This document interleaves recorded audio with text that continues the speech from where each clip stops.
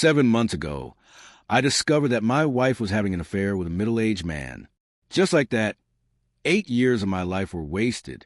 At the time, I was 31 and she was 33. The man she was seeing, whom I'll call her drill partner, was nearly 50. I found out about the affair completely by accident, just by being in the right place at the right time.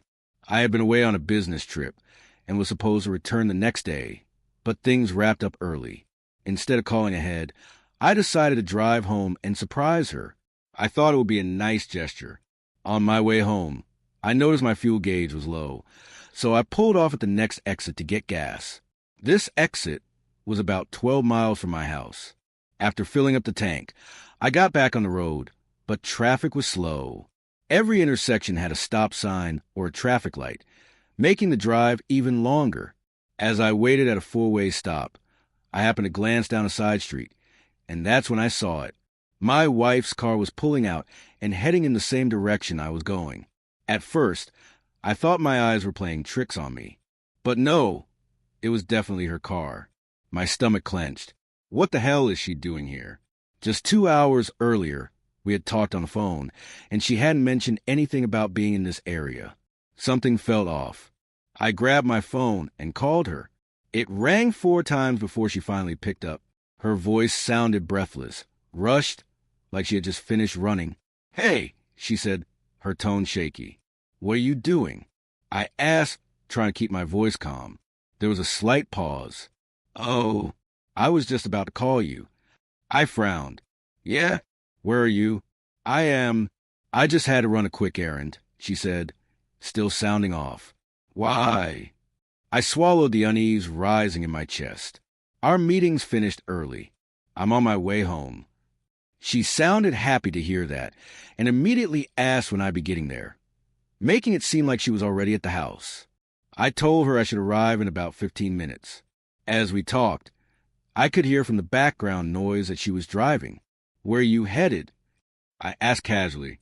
There was another slight pause before she answered. "Oh, just going to the store." Something about her hesitation made my stomach tighten. "Which one?" I asked. "The one closest to our house," she answered quickly. That was a lie. I could see her car just a few hundred yards ahead of me, merging onto the highway. If she was really going to a store near our home, she had no reason to be this far away. In that moment, I knew she was either cheating on me or involved in something shady. If not, why would she lie? I considered calling her out on the spot, but then I decided to play along. If she wanted to lie, I wanted to see just how deep it went. "Great," I said smoothly. "I'll meet you there, and then we can go out for dinner." There was a beat of silence before she responded, her voice a little too eager. "That sounds great." I smirked. She hadn't expected that. Then, as calmly as I could, I added, "I just passed the rest area." That rest area was right behind her. For a split second, nothing happened. Then, suddenly, she slammed on the gas. Her car surged forward, speeding down the highway at what had to be over 90 miles per hour. I let out a breath, gripping the wheel tighter. Jesus, she knows I'm onto her. She was running, probably thinking, man, I almost got caught. By the time I pulled into the store parking lot, she was already there, standing beside her car. As I parked, she walked over, adjusting her clothes and checking her hair and makeup in a compact mirror. She was trying to look casual, but I could see the tension in her shoulders. Inside the store, she turned to me. "I need to use the restroom." I nodded. "Me too." Her face twitched slightly, but she quickly covered it with a smile. I finished up within a few minutes and stepped outside to wait for her. 5 minutes passed, then 10, then 15. Still, she hadn't come out. When she finally emerged from the restroom, I smirked and said, "I was about ready to send in a search party for you." She laughed lightly, brushing off my comment. "Sorry, I had to do a number 2. I nodded, pretending to accept her answer, but inside, I knew she was lying. The whole time she was in there, I could hear the sink running. She wasn't using the toilet. She was cleaning herself up, probably scrubbing away the sweat and smell of whatever she had just done with that guy. We finished our shopping and decided to grab some prepared food from the store instead of going out for dinner. I kept a calm exterior, but my mind was spinning, replaying every suspicious detail. When we got home and sat down to eat, I casually asked, "So, how was your day?" She didn't even hesitate. "Nothing remarkable," she said, taking a bite of her food. "Just went to work and came straight home." Straight home. Right. My grip tightened on my fork. Every new lie that came out of her mouth made my blood boil, but I forced myself to stay composed. If I confronted her without undeniable proof, she'd just gaslight me, twist things around and make me feel like I was crazy. That night, I lay in bed, staring at the ceiling, my mind racing. I couldn't sleep. Meanwhile, she was out cold, breathing evenly, like she didn't have a care in the world. It amazed me how easily she could do that. You'd think she'd be a nervous wreck, worried about getting caught. But no, she was perfectly at ease, while I was left tossing and turning, trying to make sense of it all. The next evening, while she was making dinner, I decided to check her phone. Nothing. No suspicious texts, no unusual calls. I went online and checked our cell phone and credit card bills. Again, nothing out of the ordinary. For a brief moment, I felt relief. Maybe I was wrong. Maybe I let my imagination run wild. But then, the nagging feeling returned. Just because I couldn't find anything didn't mean she wasn't cheating. It just meant she was good at hiding it. By that point, I was getting antsy. I needed more proof. And I was going to get it. I decided to keep investigating. Looking back now, I know I did the right thing. But at the time, it was agonizing, holding everything together, pretending nothing was wrong. A week went by, and everything was business as usual. I played my part, smiled when I needed to, acted like the same loving husband I had always been. But inside, I was a mess.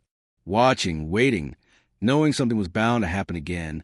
Then one afternoon, she called me while I was at work. "Hey, babe," she said, her voice light and casual. "Just wanted to let you know I have to work a little late tonight. It's our monthly close, and things are a bit backed up." I leaned back in my chair, gripping my phone a little tighter.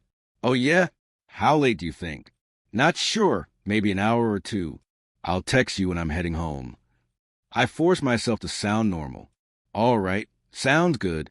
Don't work too hard." We said our goodbyes, and I hung up, staring at my phone for a long moment. Something about her tone didn't sit right with me. Sure, she had to work late on occasion, but this time my gut was screaming at me. This wasn't work. This was something else. I thought back to where I had seen her the previous week. On that street where she had no reason to be. That's where she was going. I knew it. So that afternoon, I left work a little early. I drove over there, arriving around 4:30, and made a couple of slow passes down the street. Nothing. I didn't see her car. I didn't want to be too obvious. So I pulled into McDonald's near the main intersection, parked, and kept a close eye on the road.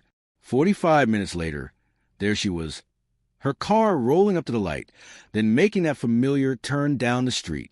I gripped the steering wheel so tightly my knuckles turned white.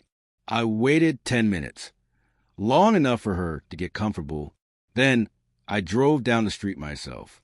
And there it was, her car, parked neatly in the driveway of one of the houses, right beside a brand new Ram pickup truck. I stared at the house, my heart pounding, my hands clenched into fists. A part of me wanted to get out, march up to the front door, and bang on it until someone answered. I wanted to see the look on her face. I wanted to see the face of the man she was betraying me with. But I didn't. Something deep inside told me to stop. Instead, I grabbed my phone, snapped a few pictures of her car sitting in that driveway, and then I left. I drove home, my mind racing. This wasn't just suspicion anymore. I had proof. When I got home, I immediately looked up the address where she had parked. I needed to know exactly who this guy was. A quick search pulled up the homeowner's name, and my stomach twisted when I saw the results. He wasn't some random nobody. He was a co-owner of a company that did business with her company. So she wasn't just sneaking around with some stranger. She was mixing it up with a customer. I kept digging. According to public records, He was either 49 or 50 years old and had lived at that address since 2009. A little more searching, and I confirmed he was divorced with 2 college-age kids. Perfect. A middle-aged businessman with nothing to lose, preying on a married woman who clearly had no problem stepping out on her husband. Later that evening, she came home all smiles, carrying takeout from my favorite Chinese place. My favorite place. Like that was supposed to distract me. "Hey, babe," she said cheerfully, walking over to me, her eyes full of warmth like nothing was wrong. She leaned in for a kiss, but I turned slightly, giving her a half-hearted air kiss. That wasn't enough for her. She grabbed my chin and playfully pouted. "Ah, none of that," she teased. "Give me a real one." I nearly recoiled. There was no way in hell I was putting my lips anywhere near hers after where she had just been. But I forced myself to comply, pressing a quick, cold kiss against her lips before pulling away. We sat down to eat, and I tried my best to act normal, even though every bite felt like poison. My mind was still racing, planning my next move. "I have to go out to a customer location tomorrow," I said casually between bites. "I won't be home until the evening." She perked up at that, her eyes narrowing with interest. "Oh, yeah? Where are you going?" "Couple of towns over," I said, keeping it vague. "What time are you leaving?" she asked, trying to sound nonchalant. "Early," I said. "Probably won't be back until later." I could see the gears turning in her head. She was gathering details, planning her next move. She thought she was slick, but I saw right through her. She smiled sweetly. "Well, don't stop to get anything on your way home. I'll have dinner waiting for you." The thought made my stomach churn. Dinner, after she'd spent the day with him, cooking for me like some devoted wife. It was sickening, but that dinner wasn't going to happen, because I had other plans. Of course, I had no actual customer visits scheduled that day. The only visit I planned was to his house. If I found her car parked there again, I was done. No more waiting. No more doubts. And sure enough, in the afternoon, there it was. Her car, parked in the same damn spot as the day before. My stomach clenched, but there was no shock this time. Just confirmation. I didn't hesitate.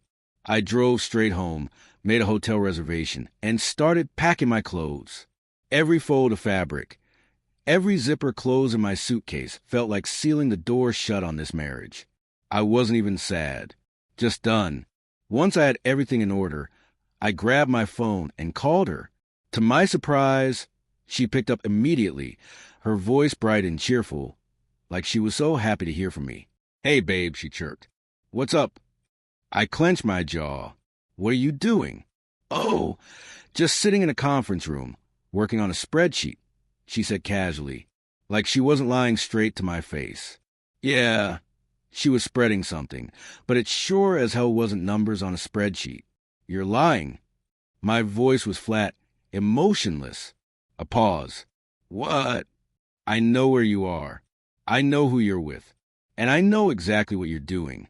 My voice was calm but ice cold. "You're either screwing him right now, or you just finished screwing him. Just like you did yesterday. Just like you did last week." Silence. She didn't even try to deny it. Not a single no. "I swear it's not like that.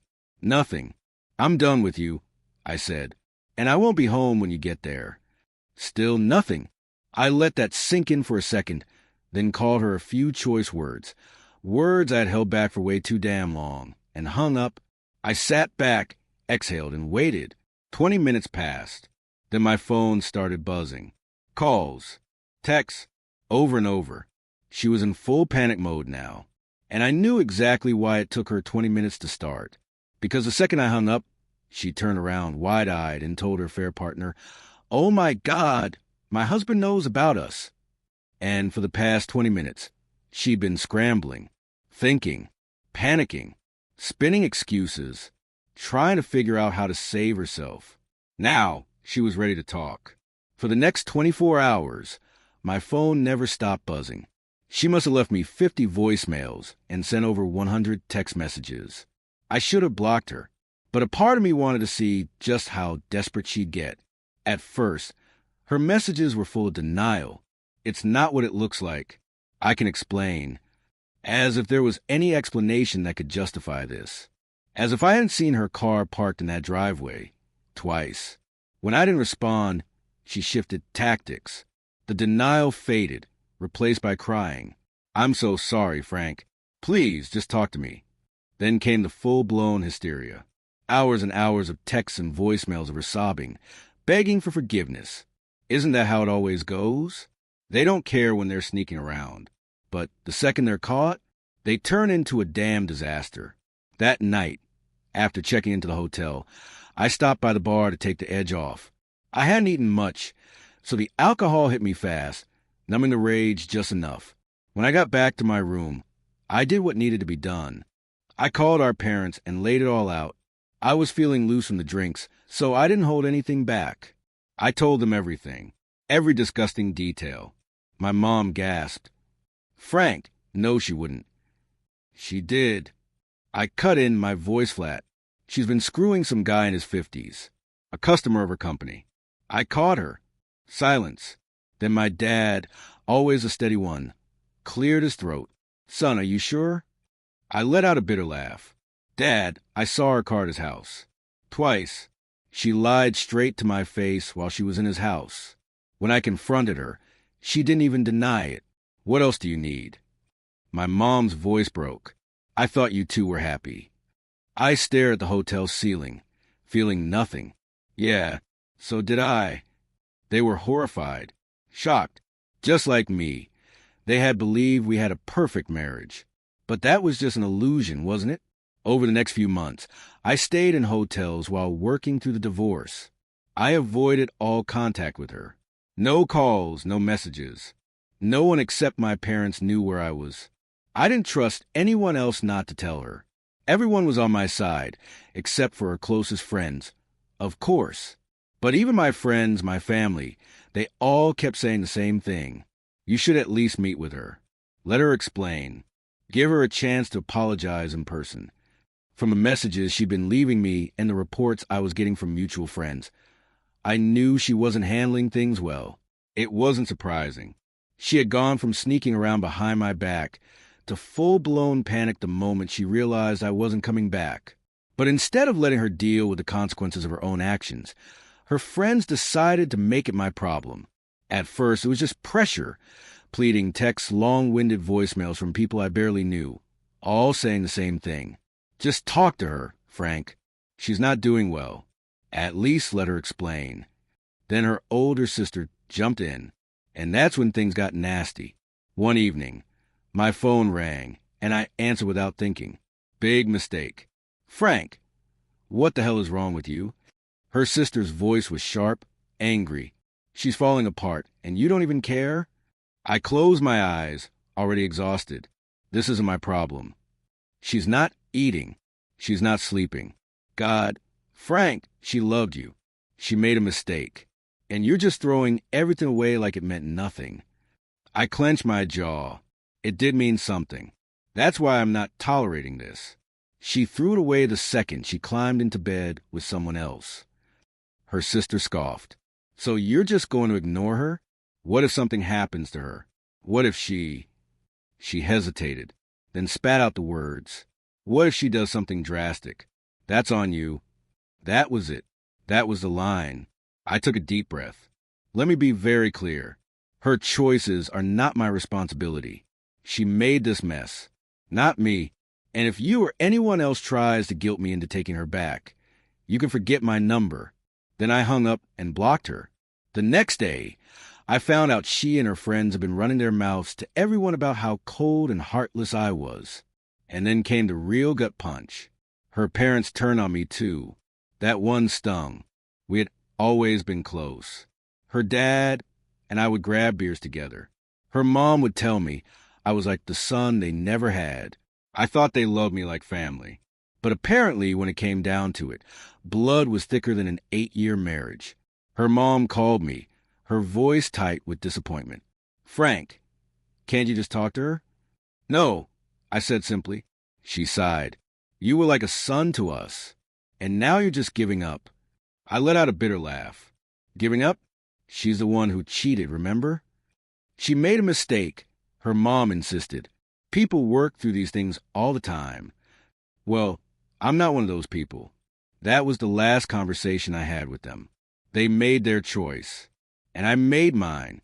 Thankfully, my own family and close friends stood by me through it all. They were the ones who reminded me I wasn't crazy, that I did the right thing, no matter how much her side tried to guilt-trip me. I stayed no contact and let my attorney handle everything. My wife fought the divorce hard, offered me anything I want to stay married. But I was done. When she finally realized there was nothing she could say or do to change my mind, she gave in and signed the papers. After that, things moved quickly. Last month, the divorce was finalized. Clean break. No lingering ties. I won't pretend I was some tough guy through the whole thing. 8 years is a long time to spend with someone. There were plenty of sleepless nights, moments when the weight of it all nearly broke me. But I pushed through, and now I'm free. That should have been the end of it, but she still thinks there's a chance. She keeps saying we're meant to be together, that fate will reunite us, just like it brought us together in the first place. I can tell you with 100% certainty, that will never happen. She still texts me 3 to 4 times a week, updating me on her life, telling me how much she misses me, and apologizing over and over again. I probably should have blocked her by now, but honestly, I kind of enjoy hearing about how miserable she is. Maybe that makes me petty. But after everything she put me through, I think I'm entitled to a little schadenfreude. As for her drill partner, well, I can't say too much about that right now. Let's just say my attorney and his attorney were working on something. I'll leave it at that. You can fill in the blanks. Now, get this. She told me he meant nothing to her, that she cut all contact with him. But you know what? I don't care. It doesn't matter if he was just a meaningless fling or the love of her life. The fact is, she betrayed me, and there's no coming back from that. 7 months later, her drill partner handed me $200,000 to drop the case. Well, I took the money. No sense in dragging things out when I had already won in every way that mattered. I was free of a cheating wife. And better still, I got paid for it. Some people might call it hush money. I call it compensation for my wasted years. A few weeks ago, I got a call from an unknown number. I don't usually answer those, but something told me to pick up. Frank, it's Linda. Her mother's voice came through, shaky and uncertain. I almost hung up right then, but I waited. I already knew why she was calling. She collapsed at home. They found her on the floor. She wasn't eating, wasn't sleeping. The doctors say it's severe depression. They put her in a rehab facility. I didn't say anything. What was I supposed to say? That I felt sorry for her? That I'd come running back to save her from the mess she made? Linda sniffled on the other end. Frank, please, if you just talk to her. No, my voice was firm. Cold. She's not my problem anymore. She's sick, Frank. She needs help. I cut her off. She needed to think about that before she spread her legs for another man. I owe her nothing. Silence. Then in a small, defeated voice, Linda whispered, She still loves you. I let out a bitter laugh. She loved me so much she screwed another man in the middle of the day? No, Linda. She loved the life I gave her, the stability, the comfort. But me? If she really loved me, she wouldn't have destroyed everything we built. Frank, please. Don't call me again. And I hung up. I knew then that as long as I stayed in this city, they'd never stop coming after me. So I left. With that money, I bought a small farmland out in the countryside, far from the noise and the memories. I got myself a few animals, chickens, goats, even a couple horses. I traded the stress of corporate life for the peace of wide-open fields and early morning sunrises. No more meetings. No more deadlines. No more dealing with people I don't want to deal with. Out here, it's just me, the land, and the animals. I wake up with the sun, work with my hands, and breathe in the fresh air. For the first time in a long time, I feel good, not just emotionally, but physically, mentally. I am free.